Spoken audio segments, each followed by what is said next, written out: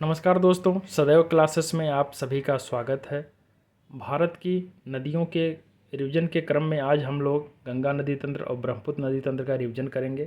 तो चलिए करते हैं। सबसे पहले गंगा नदी तंत्र। गंगा नदी तंत्र गंगोत्री ग्लेशियर के पास गोमुख हिमानी से भागीरथी नदी निकलती है।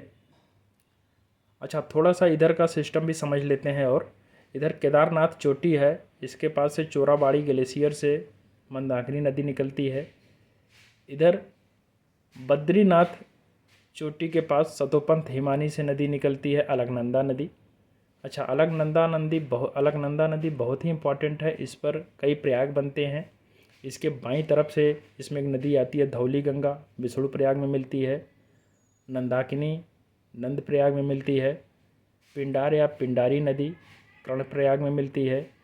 इधर से मंदाकिनी जहाँ मिलती है रुद्रप्रयाग, और भागीरथी जहाँ मिलती है ये देवप्रयाग। तो इतने प्रयाग हैं। अगर उत्तर से दक्षिण का इसका क्रम पूछ लेगा तो सबसे पहले विष्णु प्रयाग, नंद प्रयाग, कर्णप्रयाग, रुद्रप्रयाग, देवप्रयाग। इसमें पूछता है कि किन किन नदियों के मिलने से कौन सा प्रयाग बनता है। तो अलकनंदा तो कॉमन है, अलकनंदा के साथ धौली गंगा तो विष्णु प्रयाग, अलकनंदा नंदाकिनी तो नंद प्रयाग, अलकनंदा पिंडार तो कर्ण प्रयाग, अलकनंदा मंदाकिनी तो रुद्र प्रयाग, अलकनंदा भागीरथी तो देव प्रयाग।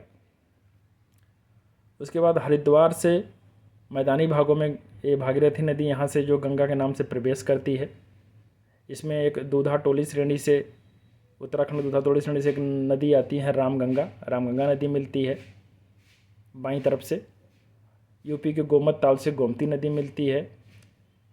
दाहिने तरफ की इसकी जो सबसे मेन नदी है सहायक नदी में, ये बंदरपुछ के यमुनेत्री ग्लेशियर से नदी आती है, यमुना नदी।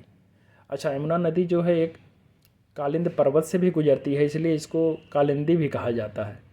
आप जब इसका हिंदी के पेपर में पर्यायवाची में इसका कालिंदी भी नाम आया है, तो कालिंदी इसका यहीं से नाम पड़ा है। और इस यमुना नदी की भी जो दाहिने तरफ 4 नदियाँ इसमें मिलती हैं, इसका क्रम बहुत ही इम्पॉर्टेंट है, पूछता है, बार बार पूछता है। चंबल, सिंध, बेतवा, केन। तो चंबल, सिंध, बेतवा, केन का पश्चिम से पूरब क्रम पूछेगा। तो सबसे पहले चंबल है, फिर सिंध है, फिर बेतवा है, फिर केन है। ये प्रयागराज में मिल जाती है गंगा नदी से।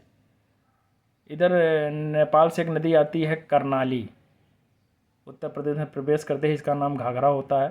तो करनाली का ही नाम घाघरा है। इसके दाहिने तरफ से एक नदी नेपाल के मिलाम हिमानी से, नेपाल और उत्तराखंड के बॉर्डर से निकलती है।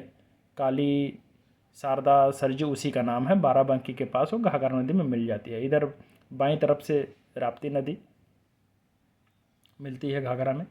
इधर गंडक नदी बिहार में, फिर बूढ़ी गंडक, फिर कोसी नदी जिसको बिहार का शोक कहा जाता है, फिर इधर पश्चिम बंगाल में महानंदा नदी। अच्छा, दाहिने तरफ से इधर अमरकंटक पहाड़ी से सोन नदी मिलती है जाकर के गंगा नदी में। एक झारखंड बिहार से एक नदी निकलती है, पुनपुन नदी भी जाके मिलती है। इधर छोटा नागपुर पठार से एक नदी निकलती है, दामोदर नदी, जिसे बंगाल का शोक कहा जाता है। एक वितरिका है, एक शाखा है गंगा नदी की हुगली, उसमें जाके मिलती है। और ये फिर पद्मा के नाम से बांग्लादेश में प्रवेश कर जाती है। अच्छा, इधर अगर हम लोग थोड़ा सा देख लेते हैं ब्रह्मपुत्र नदी तंत्र, तो ये चेमयुंगडुंग ग्लेशियर से निकलती है। यालुंग सांगपो जांगपो उसको, इसका नाम उधर रहता है, उधर पॉपुलर है, जांगपो या सांगपो इसको बोलते हैं। ये यांगयाप दर्रे के पास से प्रवेश करती है अरुणाचल प्रदेश में। तो इसके अगर आप देखिए तो इसके बाईं तरफ जो है, बाईं तरफ से कई नदियाँ मिलती हैं, दिहांग, देबांग, लोहित, धनसिरी, कपली या कोपली, ये नदी मिलती है।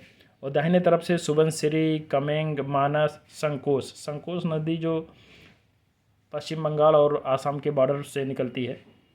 और फिर इसके पास ये ब्रह्मपुत्र नदी जो है जमुना के नाम से बांग्लादेश में प्रवेश कर जाती है।